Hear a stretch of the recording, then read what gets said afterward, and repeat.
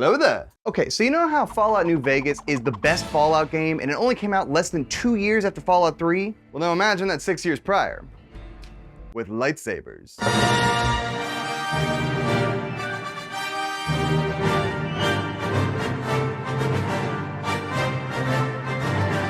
Possibly hot take time. Knights of the Old Republic 1 and 2 are easily the best Star Wars content ever made. And I'm not just talking them books or films or movies or whatever, I'm talking everything, including your favorite Star Wars thing, Derek. Growing up, I was obsessed with a ton of random media, from Bionicles to Beyblades to Metabots. But none of it compared to my desire to be a Jedi Knight, like my absolute unit of a man, Obi-Wan Kenobi. But Kotor Phil, I hear you say, and now realizing how to pronounce my name, what makes janky as heck OG Xbox looking Kotor better than the rest? With certainty, it don't even have an HDMI hole. I won't bury the lead too deeply here. There is one massive reason why Kotor is absolutely better than every other Star Wars IP. And when I tell you what it is, I don't think you're gonna believe me. Honestly, dude, I don't think you're ready for this cursed knowledge. I am ready. Ben, I can be a Jedi. Ben, tell him I'm ready. Ready, are you? See, despite its profound cultural importance, Star Wars is also a massive three-body problem, like that weird one from physics. For a successful Star Wars, you must solve for the center of these 3 points: gravity. Exciting science fantasy stories rooted in campy, Western/samurai-inspired action. A mystical and comprehensive galaxy's worth of lore and magic and mystery that cannot be properly explained or explored. And 3, well, I dared anyone to take that input and solve for a good Star Wars, one that has the power of the Force greater than that of a Taco Bell Crunchwrap Cheez-It Supreme. I've struggled to figure this out too, because like the first draft of the script came in at 9,000 words, and just like Palpatine returning, it was terrible. And trust me, you don't want to watch it because I didn't want to edit it. But what did survive that script was what I'm going to use to illustrate just how incredible Knights 1 and 2 are, something I'm referring to as the 4 pillars of Star Wars identity, which are: 1. Galaxy-spanning conflict. 2. Internal struggle and asserting agency. 3. It should be a little stupid. And 4. Does it make you feel the power of the Force? Star Wars as an IP is the definition of inconsistency these days, and it's really easy to either become completely obsessed with it or detest it with all your might. And though I want to say I'm part of the latter, I just can't. And Kotor was the greatest fuel for that fire of Star Wars that burns in my heart. Because Knights of the Old Republic is the only game that allowed me to live out my greatest Jedi fantasy. But hey, who knows? Maybe Ubisoft will surprise me and Outlaws will become the new greatest Star Wars, right? Right? It's gonna happen, right? So if you've come this far already, just hear me out. Because though I constantly rag on it, Star Wars is deeply important to me. So strap yourselves in while we make the jump to light speed, get you some delicious blue milk, and quell your rage in a meditative state, because it's gonna be a bumpy ride before another happy landing. This is Knights of the Old Republic, the best Star Wars has ever been. It broke new ground!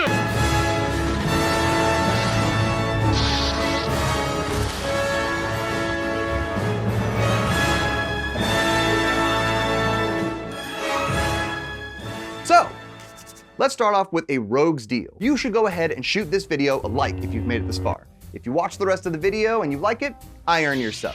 But if you watch the rest and you don't like it, well then you can go ahead and change that like to a dislike and go into the comments to tell me I'm a stinky old bantha poodoo. Pretty good wager, right? Right? Come on, big Pazak player, I know you're tempted. Don't make me use my +1 tie trap card. Okay, sorry, the deal starts for real now. Please don't hold that against me. If you somehow don't already know them, you're probably thinking, come on, Kotor can't be that special, right? Wrong, sir. Knights 1 and 2 are true blue RPGs developed in 2003 and 2004 by BioWare and Obsidian, respectively, 2 titans of the RPG genre. And when I say these are true blue RPGs, I mean it. They take their role-playing and inspirations very seriously, being entirely designed around a D20 system of skill checks, combat roles, and dialogue options that influence relationships. And here's the big secret. KOTOR is better than all the other Star Wars for one massive, standout reason. And just look at this list of available Star Wars games. If you look down all of them, I'm counting about like 150 unique titles, which, you know, Wow. That's a lot of. But if we scroll through all these ding-dang games, we essentially find out that Knights 1 and 2 are the only RPGs ever. That's impossible! Search your feelings, you know it to be true. Well, if I can't press X to swing my big glowy sword or press R2 to go pew pew, is it really a Star Wars? And to that, I say a hardcore maybe. The D20 system isn't for everybody, and that's fine. Some people prefer action over role-playing and character building. I totally get it. Not every dinner can be a filet mignon. Sometimes you just need a hot one's hot pocket. But even if RPGs aren't your cup of blue milk, I think that if we look through the lens of these pillars that I'm gonna lay out, even the biggest Star Wars fan will be able to look past all of the games and their desire for pure carnal action and find an appreciation for the complexity that KOTOR has to offer. Like Freeform jazz. the games revolve around a time period in Star Wars known as the Old Republic, derived from the Tales of the Jedi comic source material and set thousands of years before the plots of the films, smack dab in the middle of the Mandalorian Wars and a Jedi Civil War, starring Darth Revan and Malak. Jedi Civil War, you say? Mandalorian Wars? Oh yeah, Mandalorian, that's the thing from the TV show. I know what that is! Okay, I promise, no more Red Letter Media references. Create your character by choosing male or female, and select a playstyle between Bonkage, Skill Heavy, or Metallica's Ride the Lightning. Then pump in your stats to Strength, Dex, Con, Smart, Streets, and Riz. Woo! Let's go, boys! Get that character sheet ready for session 0. D&D! D&D! Travel from world to world aboard the Ebon Hawk, choosing to either lean into the light side canon with each main character and undo the wrongs you've committed as part of the wars, or lean into your dark side instincts and lay waste to a fractured, infantile galactic republic. Along the way, the games establish one of the most mature tones of Star Wars and deals with unique concepts for the time, like force bonds, where two or more people who care so much for each other and understand each other so much that the force allows them to feel beyond their physical flesh. While the first game's thematic focuses on righting wrongs and confronting the specter of who you once were, Sith Lord's entire ethos is, what is the purpose of the Force, and why does it seem to have its own will? To which the answer this game posits is similar to Full Metal Alchemist Brotherhood, only by turning away from this awe-inspiring power, by rejecting it. Can you break the cycles of war and violence perpetuated by Jedi and Sith who use it in the name of balance, peace, or victory?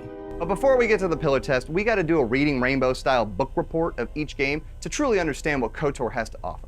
First up, Knights of the Old Republic 1. BioWare's Knights of the Old Republic 1 concerns the re-emergence of Mr. No-Jaw Sith Malak over here. Along with his old buddy and eventual mentor in Revan, decide they don't want to be a part of the Jedi Order anymore, and they peace out in order to save the Republic from the Mandalorian threat. They were super duper successful, but in their hubris, they went back to the Jedi Council and said, why do they always send the poor? And went rogue.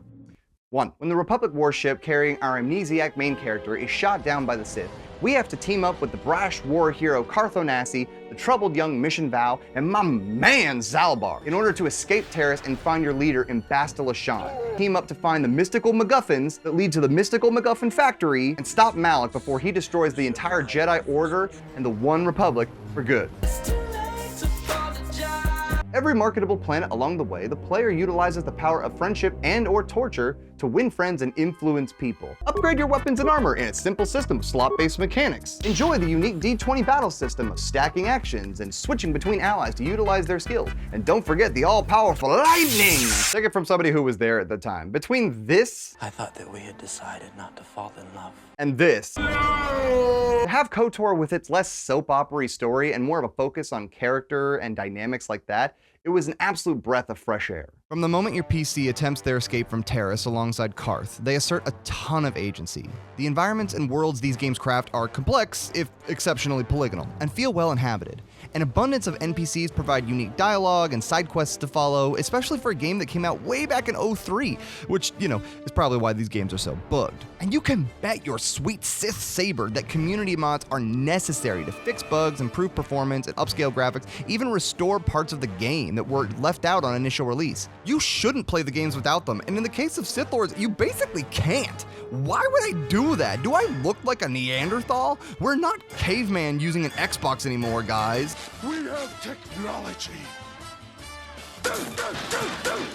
Combat and gameplay is genuinely very reminiscent of Baldur's Gate and D&D. The player must interact with the world and select objects or enemies to engage with skill checks and select attacks using feats and force powers and combat. Yes, all of the roles are done off screen in the background instead of having a big silly die, but hey, back then admitting to liking D&D or even like One Piece was just inviting some lame bully to go, I cast vicious mockery, nat 20, let's go. when performing a security check, you better have the right skill or appropriate companion. You might miss out on a great item in a plasteel container or opportunity to clear a room with an overwhelming number of foes.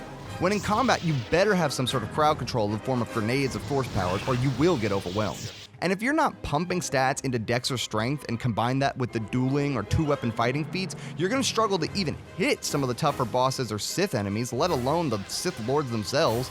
The whole series is about building the right character with A particular set of skills. And speaking of characters, companion relationships that the player forms are the best part of Knights. Whether discovering the tragic backstory of Carth Onasi and his broken family, the upsetting reality of Mission's brother and Zalbar's Wookiee tribes, or restoring faith in the broken Juhani, assuring her that forgiveness is always possible. Even if the combat isn't a player's cup of blue milk, then the dialogue and story drives everything along. And though certain characters have to join your party regardless of your alignment, to imply brilliant characters like HK-47 or Canderous wouldn't want to fight alongside a light user in this context would be dismissive.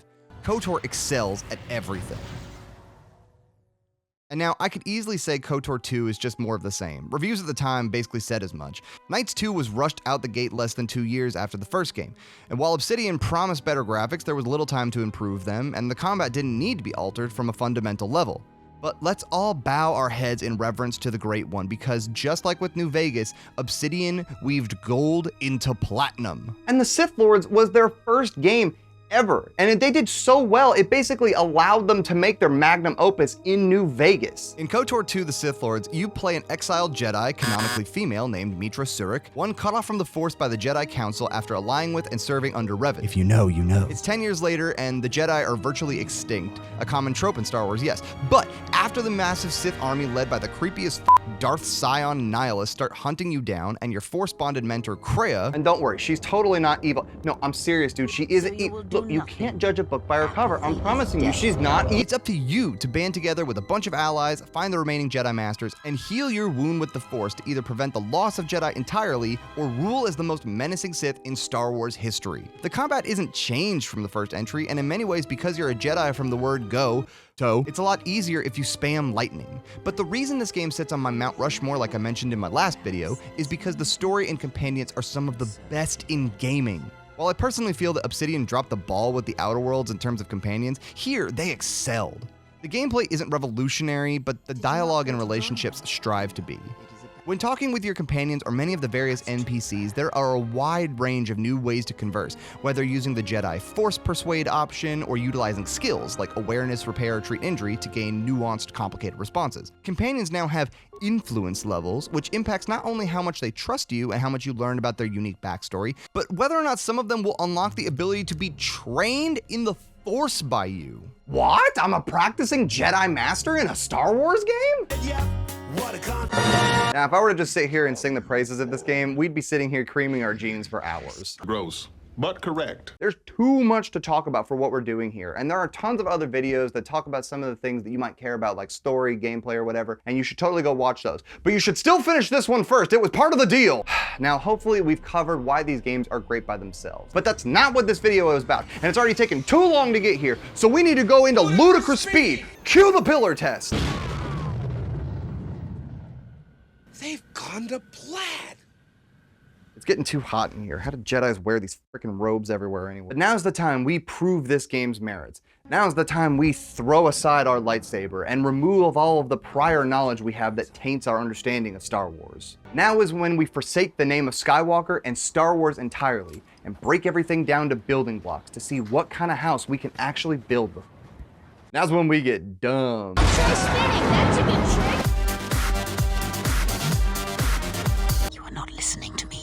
Shoutouts to all the Star Wars stuff I'm putting behind me, because in one way or another, they are all worthy contenders for best Star Wars thing. Even my beloved pod racing. If only they would remake you. So, galaxy spanning conflict. I think this is kind of what makes the Force in Star Wars so special, because it isn't beholden to good guys or bad guys or even your seedy smugglers and traitors.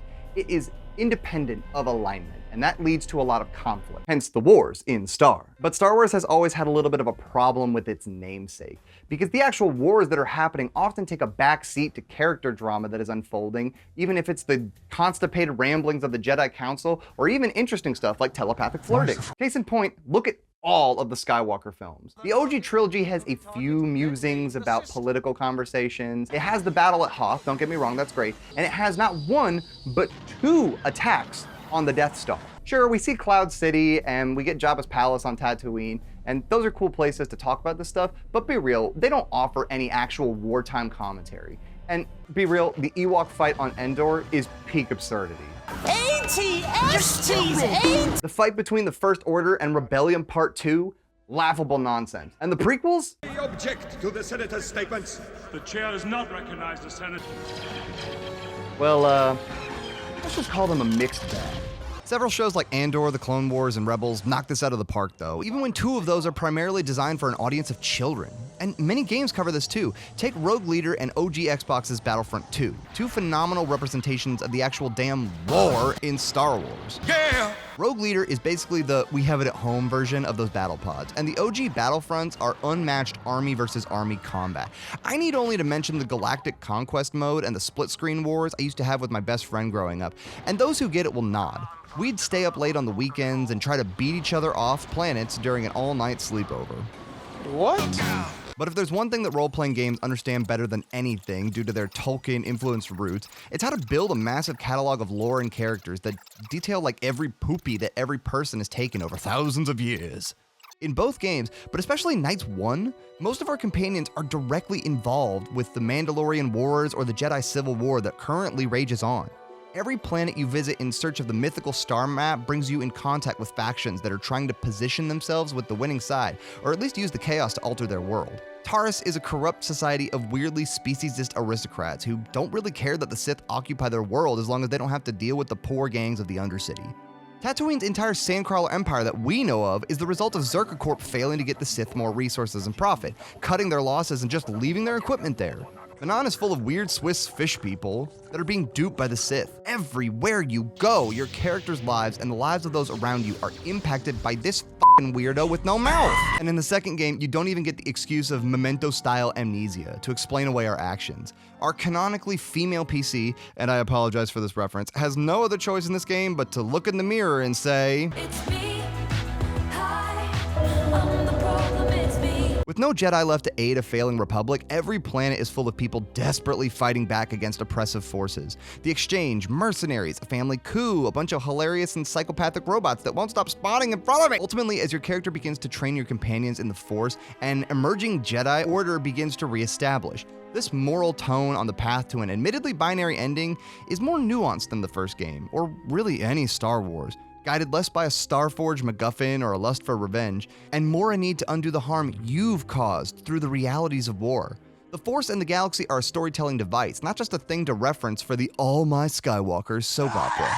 And some of you might be screaming, but what about Cal? And yes, Cal's journey feels refreshing and interesting, despite the fact that, again, it's in the most overused time period in Star Wars history. Hell, Darth Vader doesn't even feel like weird cameo fan service here. I clap when Darth Vader turned on his red lightsaber. But does Cal actually solve any problems on the worlds that he visits? He's just solving a MacGuffin puzzle like you are in Knights 1, but instead of having interesting force powers or skills or quests to solve, we just replaced it with Sonic the Hedgehog-ass sliding ramps. Kotor just has so much more to offer in terms of all the worlds you visit and conflicts you engage in. Hell, the second game actually has commentary on the first because it takes place 10 years later. All of Kotor's equipment, D&D stats, skills, feats, dialogue options, all of this are so much more than any other Star Wars game has to offer. Unlockable ponchos, no matter how hilarious, just don't measure up. But you haven't mentioned a poncho. Here, you are the main character. You're not playing as Luke or Anakin or a stormtrooper or any other known character from the canon. In KOTOR, your actions have directly caused harm to all of these different worlds, and you have to deal with the repercussions of creating such a divided republic. Say whatever you want about your favorite Star Wars, but I'd be hard-pressed to believe that any of them talk about the tangible effects of the war, especially as they relate to the main character as Knights of the Old Republic does. I don't know, maybe some of the books do, but books are boring. Point is, you caused this. Go fix it. I'm not afraid. You will be. Where do I even start here? To fall in love with Star Wars is to wonder where you might belong. You wonder what worlds you might visit and how the Force might flow through you and whatever companions you keep, where your destiny lies in this galaxy full of magic. For Knights of the Old Republic to be the only one that really offers you that chance to live that out is absolutely ridiculous to me. As mentioned, Star Wars' greatest strengths do lie in its character drama, and there's a good reason that this shot right here gets referenced so much when talking about the building blocks of film and creating powerful empathy. We could make fun of Lucas's bad directing. It's like poetry, so if they rhyme. Or absolutely atrocious writing. And I thought, who talks like this, George? But there's no denying that his specific brand of the hero's journey combination pizza combined with the 3-act structure and all that has created a brand that so many people see themselves in and define themselves by. Hell, it's kind of become the industry standard for it. There's so many good character things. Luke's discovery of his family's Force-involved past and developing his responsibility as a Jedi to the galaxy and the Force itself. Han learning to be more involved with something that's greater than himself. Leia learning to let go of control and trust in those around here. And especially Obi-Wan, who sees his mentor die and learns that there is value in being patient and realizing you're not the hero all the time. And there's a time and place for you to be the hero like Qui-Gon was to him, he eventually is to Luke. And then Luke is to Rey. Oh shit, I just got Lucas. It's like poetry, so if you want. But we can't stay stuck in Movieville. Ahsoka's character might be actually one of the more interesting and enjoyable of the entire Skywalker timeline. Her disillusionment with the Jedi Order, despite the fact that she still wants to do good in the face of her self-imposed exile, fits right in with KOTOR. Ezra, Kanan, Hera, Thrawn, Saw, frickin' Darth Maul of all characters in the shows like Rebels and Clone Wars, they all get their chances to shine and have their own little character arcs and high emotional moments. But in video games, we really don't have much outside of Cal. Yeah, I know that Jedi, First Order, and Academy, and Force Unleashed all have like interesting, unique characters, but let's be real, Force Unleashed is very late 2000s coded with all of its edgy, hard entertainment. And about Cal's transformative journey, one with healing a wound in the Force and a literal Force echo, and it's like, heard that before I have somewhere, let me put my Sherlock Holmes hat on. KOTOR undeniably has some of the best characters in Star Wars. Despite servicing a story featuring an amnesiac Jedi, the internal conflict rises above the trope. Visions of the past help piece together parts of who the PC used to be as they try to understand their own history, one guided by the damage they've caused. It would be a disservice to spoil the twist, so I'll just say that the pull between a genuine and canon loving relationship in the form of Bastila and the furious, self-righteous rage of Malak capitalizes on the role-playing of the player. And either way you slice that, it's a wonderful dichotomy even if you know the twist is coming. KOTOR 2 only amplifies the stakes and themes. We know there's a big twist here, with no one in particular, but it's our focus on relationships with our companions and the Exile's relationship with the Force that's important. Brianna/Michael are fascinating love interests that question the very notion of why Jedi detach their feelings and highlight the importance of letting the Force bond people, something Force Unleashed and Ahsoka would borrow from the same playbook. Beodur's trauma and desire to atone for the creation of the mass shadow generator, the weapon the Exile used to start this mess in the first place, is heartbreaking as he tries to repair the dying world of Telos by hand. Atten at first seems like a lazy spin on Carthonassi's character, but turns out to be a former Sith assassin, whose feelings towards Jedi at first alienate him, but then eventually unite the two in healing. Hell, the Sith Triumvirate are equally compelling and understandable, as they're essentially no different than the Exile, an opposite side of the same coin, looking to rebuild an order around their evolving understanding of the Force. And we could go on with Mira and Mandalore, Visas, Mistress Atris, and even Hanhar, or some of the minor characters like General Vaklu, or Tobin, or all the people in the refugee sector of Nar Shaddaa. In a way that the first game didn't even attempt, Knights of the Old Republic 2 actually shows you character interactions between all of the companions that are outside of player conversation that you get to see, which only adds to their developing tensions and relationships that is so rich and interesting and dynamic. Did you clap at any of the new moments and memorable characters? Were there any? Oh, yes. Maybe it's just because each game takes around 30 plus hours to complete, and having that amount of time allows you to really build character interactions and all this world building, but I think it's clear that Knights of the Old Republic has developed some of the absolute best characters that Star Wars has to offer. It should at least be up for an Oscar. I think. Han Solo, I'm Han Solo, I'm Han Solo, I'm Han Solo, Solo. What do you mean, Pazak? First, a little love for Lego Star Wars in this slot. Just look at him. Look at him. Look at him in his wee little boots. Now, I know we're already giggling over Ewoks taking down Empire weaponry. Anakin's high-key cringe. This, and this. Somehow Palpatine returned. You're stupid. But it runs deeper than that. But just put your love of Star Wars away for a moment and close your eyes. Focus your mind and reach out. Can you see it? The stupidity of the prequels and sequels? Now is not the time. Go deeper now to the original films. Look inward and see the cheesy 70s humor and writing. Hear the cry of the many a lazy, poorly made games and shows. Dive into the heart to find Kotor. Now open your eyes. What do you see? Seeing another elevated. I am.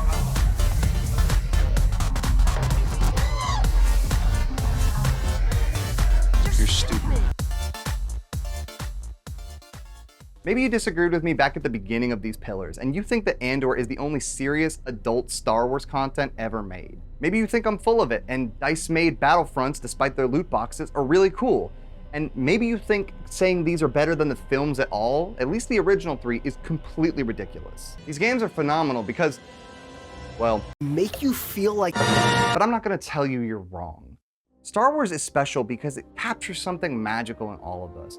We want to believe that we can harness and hone this mystical, all-encompassing power of the universe and use it to combat evil. We want to believe that by honing our skills and learning how to focus, we can wield our greatest strengths and use them to strike back at injustice to keep peace. No matter what you think about George or Disney's influence, even at its lowest points, Star Wars is uniquely itself.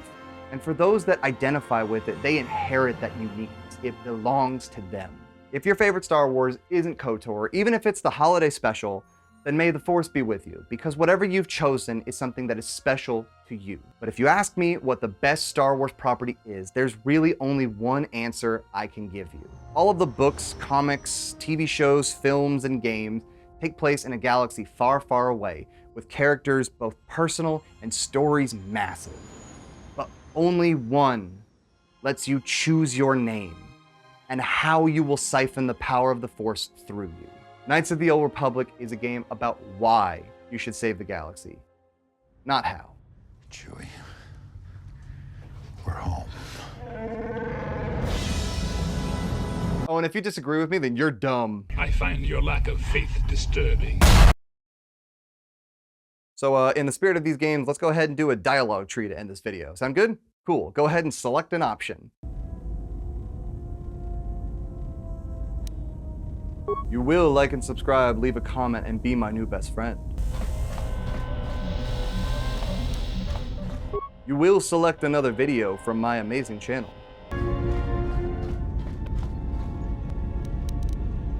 Never mind, I'll be going now. Wait, no, don't go! Aw, dang.